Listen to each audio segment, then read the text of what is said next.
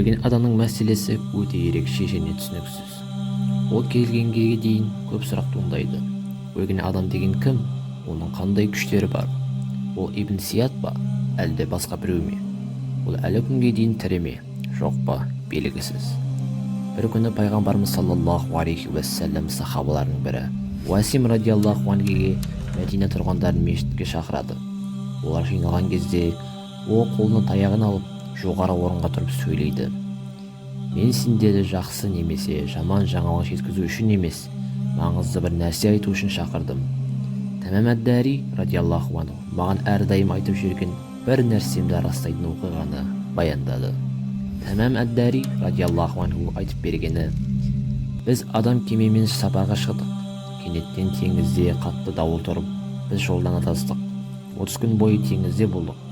Ақырында біз белгісіз бір аралға жеттік. Тұщы су іздеп қайықпен жағалауға шықтық. Осы аралда біз белгісіз бір мақұлықты кездестірдік. Оның үсті қалың түкпен жабылған, соншалық қай жағынан қарасаң да басы мен арт жағы ажыратылмайтын. Біз таңғалып, сен кімсің деп сұрадық. Ол: мен Жассаза деп жауап беріп, бұл атау тыңшы немесе жаңалығы таратушы деген мағынаны білдіретін еді. Сосын ол бізге: аралдағы үңгірде сендерді күтіп отырған бір адам бар, соған барыңдар, деді. Біз қорқып, жын немесе шайтан деп ойлап, үңгірге қарай жүгірдік. Үңгірге кіргенімізде алып денелі, зор күшке ие бір адамды көрдік. Оның қолдары мен аяқтары ауыр шынжырлармен байланып тұрған еді. Ол бізге қарап: сендер кімсіңдер деп сұрады. Біз оған сапарымыз жайлы айтып бердік.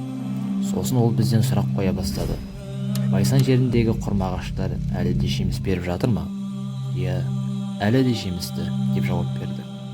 Жақында олардың жемісі азаяды, деді ол. Одан кейін Табария көлінде су бар ма? деп сұрады. Иә, су бар. Су мол, деді. Көп ұзамай су тартылып жоғалады, деді. Ол әрі қарай сұрай берді: Меккеде шыққан, оқида, жаза да алмайтын пайғамбар туралы не білесіңдер? Ол Мәдинада тұрады, деп жауап бердік. Оның өз халқы қуып жіберді ме? Иә, бірақ қазір ол ансарлардың арасында және олар оған бағынады, дедік. Сонда ол былай деді: егер олар оған бағынса, дұрыс істеп жатыр. Содан кейін ол өзінің кім екенін айтты. Мен Мәсіх ад-Даджжалмын. Жақында маған бос шынжырлардан босауға рұқсат беріледі. Мен 40 күн ішінде бүкіл жерлерді шарлаймын.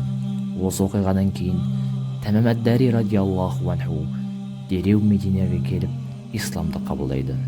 Бұл хадис пайғамбарымыз саллаллаху алейхи уассалам заманында сахабалар тарапынан расталған маңызды оқиғалардың бірі. Ол Даджжалдың бар екенін және оның бір күні жер бетіне шығатынын ескертеді.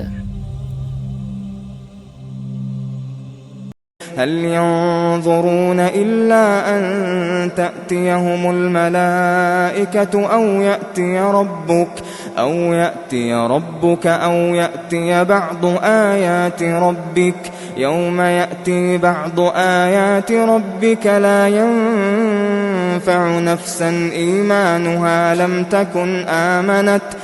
تكن آمنت من قبل أو كسبت في إيمانها خيرا قل انتظروا إنا منتظرون. Егер сізге бұл ақпарат қызықты болса, лайк басып пікір қалдырыңыз. Исламдағы маңызды оқиғалар жайлы көбірек білгіңіз келсе, каналға жазылыңыз.